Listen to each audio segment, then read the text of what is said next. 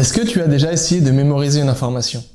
Si oui, alors tu le sais aussi bien que moi. Si tu n'utilises pas de technique de mémorisation, mémoriser une information est quelque chose qui ressemble plus à une torture mentale qu'à une partie de plaisir. Bien souvent, quand on essaye de mémoriser une information en la répétant dans sa tête ou n'importe quoi, bien souvent, la plupart du temps, on l'oublie très rapidement et ce, malgré nos efforts. C'est pourquoi de plus en plus de personnes commencent à perdre confiance en leur mémoire, pensent avoir une mauvaise mémoire ou alors tout simplement n'arrivent pas à suivre par rapport à l'amas toujours grandissant d'informations auxquelles on doit faire face tous les jours, chaque jour aujourd'hui. Alors à cause de ces mauvaises expériences, on peut facilement penser qu'on a une mémoire qui est limitée et qu'on peut emmagasiner seulement un nombre réduit d'informations. Heureusement, c'est faux et c'est ça la chose la plus incroyable sur la mémoire. C'est faux, on a une mémoire qui est totalement illimitée. Mais pour mieux comprendre ce phénomène, il faut déjà comprendre qu'on n'a pas qu'une seule mémoire. On a plusieurs mémoires. Mais pour simplifier, on pourrait dire qu'on a vraiment deux grands types de mémoire. On a la mémoire à court terme et la mémoire à long terme. La première mémoire, la mémoire à court terme, comme son nom l'indique, permet de mémoriser, de retenir un nombre limité d'informations, limité, je dis bien, limité d'informations sur le court terme. En moyenne, 7 informations sur le court terme.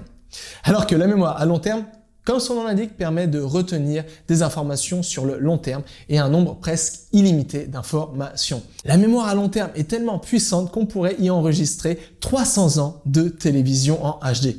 Mais attention, je dis pas d'enregistrer un ou deux programmes, je dis 300 ans de télévision HD non-stop, 24 heures sur 24, 7 jours sur 7, sans pause, et on serait capable de tout emmagasiner dans notre mémoire à long terme. Il resterait encore de la place. C'est pourquoi, finalement, la plupart des gens pensent que notre mémoire est limitée et qu'on a une mauvaise mémoire et qu'il n'est pas possible de mémoriser, je sais pas, 10 mots de vocabulaire en anglais. C'est totalement faux, on a une mémoire qui est illimitée. Le problème, ce n'est pas bien souvent un problème de mémoire. Le problème, c'est que bien souvent, on n'utilise pas la bonne mémoire pour le type d'information qu'on souhaite mémoriser. Je m'explique un peu. Bien souvent, le problème, c'est qu'on utilise notre mémoire à court terme comme une mémoire à long terme. Ça veut dire qu'on va déposer dans notre mémoire à court terme les informations qu'on souhaite mémoriser sur le long terme. Mais tu le sais désormais, notre mémoire à court terme, elle est limitée et elle ne peut mémoriser que cette information sur le court terme. Ça veut dire que si tu déposes dans ta mémoire à court terme des informations que tu souhaites mémoriser sur le long terme, ces informations, tu vas les oublier. Et c'est là la grande erreur que la plupart des gens commettent quand ils essaient de mémoriser des informations. Et c'est bien normal parce que bien souvent, les techniques de mémorisation enseignées par défaut ou à l'école, c'est-à-dire par exemple utiliser la technique du par cœur, répéter une information dans sa tête encore et encore pour essayer de la retenir cette information, ou alors tout simplement écrire l'information sur le papier encore et encore, est une méthode très peu efficace parce que de cette manière, on utilise seulement notre mémoire à court terme pour mémoriser des informations. Et ça veut dire que très rapidement, on va oublier les informations qu'on a essayé de mémoriser de cette manière. C'est un peu comme si tu avais deux vases. Tu avais un vase de 5 litres et un vase de 50 litres. Et toi, tu avais une grosse bouteille comme ça de 25 litres et tu essaies comme ça de vider ta bouteille de 25 litres dans le vase de 5 litres. Qu'est-ce qui va se passer? Le vase va déborder très rapidement.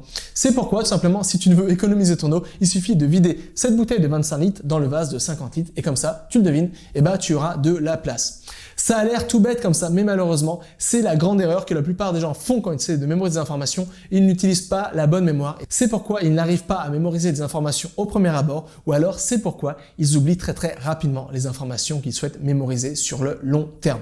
Heureusement, des solutions existent. Et une des techniques les plus puissantes pour être certain que tu graves toutes les informations que tu souhaites mémoriser dans ta mémoire à long terme et non pas dans ta mémoire à court terme, c'est la technique des palais de la mémoire, qui consiste tout simplement à imaginer les informations que tu souhaites mémoriser sous la forme, ce que j'appelle une image mentale, et de déposer ces images mentales dans un lieu mentalement qui t'est familier.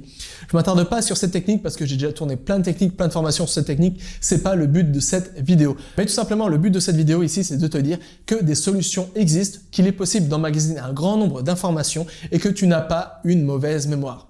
Tu ne me crois pas? Tu regardes tout simplement les gens qui battent des records de mémorisation. Bien souvent, ces personnes ont une mémoire tout à fait anodine, ont une mémoire comme moi, comme toi, mais tout simplement, ils utilisent des techniques de mémorisation qui leur permettent de démultiplier leur faculté à mémoriser des informations. Tout simplement, ils n'utilisent pas leur mémoire à court terme pour mémoriser des informations, mais ils utilisent leur mémoire à long terme pour mémoriser des informations, plus quelques petites astuces, habitudes, routines, hacks, etc. pour encore optimiser encore plus ce processus. Bref, la technique des palais de la mémoire est vraiment la technique la plus puissante de mémorisation et c'est la technique qui nous permet de mémoriser n'importe quelle information rapidement, facilement et sur le long terme et surtout surtout en prenant plaisir à mémoriser cette information. Donc voilà, si toi aussi tu pensais avoir une mauvaise mémoire, ce n'est pas que tu as une mauvaise mémoire, c'est tout simplement peut-être que tu n'utilises pas ta bonne mémoire pour mémoriser des informations. Tu utilises ta mémoire à court terme pour mémoriser des informations que tu souhaites mémoriser sur le long terme.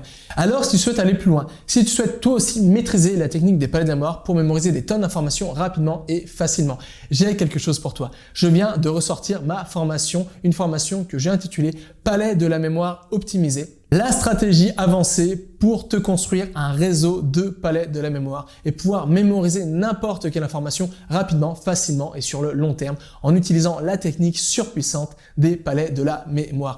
Donc voilà, tout se trouve dans le premier lien se trouvant dans la description. Tu pourras trouver toutes les infos relatives à cette formation, donc tu peux déjà y jeter un coup d'œil pour voir cette formation, elle pourra répondre à tes attentes. Je te laisse le temps de prendre connaissance de tout ça et jusqu'à là, n'oublie pas, tout est possible avec cet apprendre.